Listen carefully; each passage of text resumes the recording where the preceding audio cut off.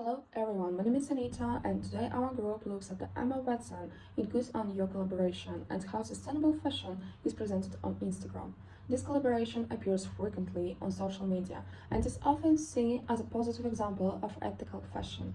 At first glance, the image looks very simple and uncontroversial, but the visual style used natural colors, minimalist fashion, and a calm composition. The message seems clear: ethical fashion looks responsible, modern, and desirable. Nothing in the image feels aggressive or controversial, but this simplicity is exactly where our analysis begins. Instead of asking only what the image shows, we ask a different question: how does the image create a particular idea of responsibility? And our main argument is that this media image does not simply show sustainability. Instead, it helps create a specific version of responsibility, one that starts to feel normal, desirable, and legitimate through repetition and circulation in media. To explore this idea, we analyze the case using several theoretical lessons from our course, including representation, myth, self-presentation, power, distinction, and network circulation. The image itself staying the same, but its meaning changes depending on the lens we use to analyze it. Well, before we apply theory, we begin with a simple step: careful description. In the image, Emma Watson is wearing natural and elegant clothing. The styling is clean and polished. The overall aesthetic is calm, minimal, and very controlled. The caption also talks about sustainable brands and responsible consumption. However, it's just as important to notice what is not showing in the image. We don't see factories, we don't see the garment workers, we don't see pollution or industrial production. Instead, sustainability is presented through beauty, calmness, and effortlessness. The image does not try to pursue viewers in a dramatic way. It does not accuse anyone or demand change. Instead, it reassures the viewer. The reassurance is really important for our analysis because media power often works through familiarity by making certain ideas feel natural and widely accepted. Starting from this observation, the first lens we apply is representation. Using the Stewart Hall's framework, the next section will examine how responsibility is visually constructed in this media image and what this construction allows us to see and what it hides.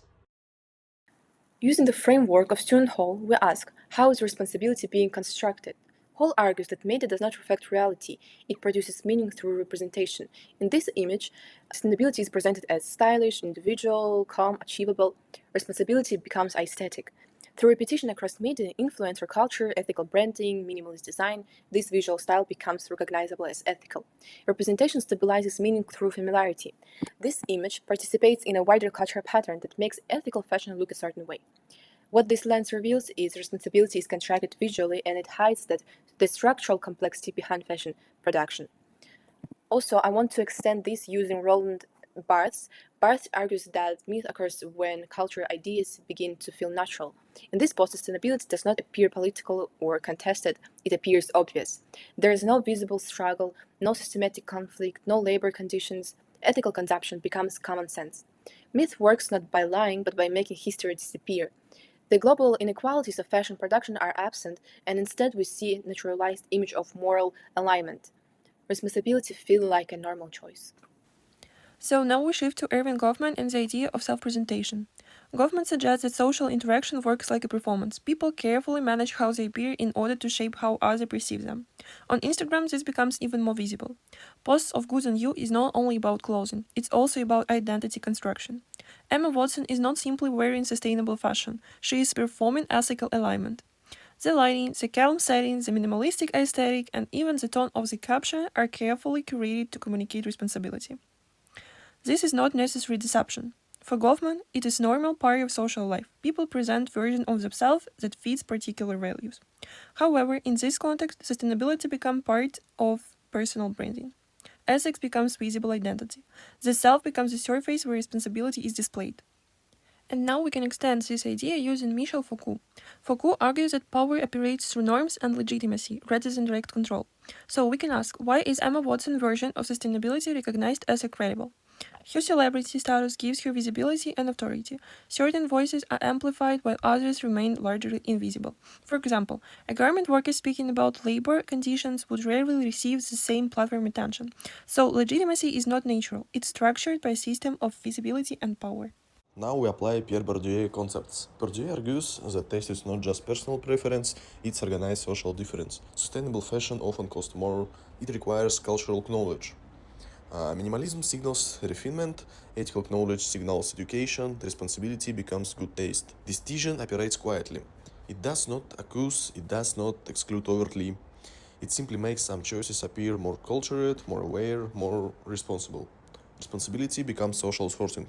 Finally, we use Manuel Castells. Castells argues that power flows through networks. This image circulates globally through algorithmic system. Visibility depends on engagement, platform amplification, and connectivity. Repetition produces familiarity, familiarity produces normality, the network determines scale. Power operates through circulation, not persuasion. The image becomes influential because it's travel. Now we can extend our analysis using the ideas of Edward Said. Said argued that media representations can make culture appear timeless, aesthetic, and simple. When this happens, complex histories and social realities often disappear from the image. Instead, cultures or social issues can become visual objects that people simply look at. If we apply this idea to the Instagram post by Emma Watson, we can see that sustainable fashion is presented in a very calm and aesthetic way. The colors are natural, the style is minimalist, and the overall image looks elegant and responsible. However, the global fashion industry is much more complex. Behind clothing production, there are factories, labor conditions, and economic inequalities that are not visible in the image. Because of this, sustainable fashion may appear simpler than it actually is. We can also use the ideas of Arjun Appadurai. Appadurai explains that global media works through flows. Images, ideas, and messages move across borders through digital network and social media platforms, but these flows are not equal. Some voices travel very easily through global media. For example, when Emma Watson posts about sustainable fashion, her message can quickly reach millions of people around the world. At the same time, other voices in the fashion industry, such as garment workers, rarely receive the same visibility. Because of this, Appadurai encourages us to ask an important question. Who is able to circulate in global media, and whose voices remain less visible? For conclusion, we return to our title, One Image, Many Meanings. The image did not change, but through different analytical lenses we saw how ethics become style, identity become performance, networks shape reality. Media meaning is not fixed, it is produced, and what feels natural is often the most constructed. Thank you.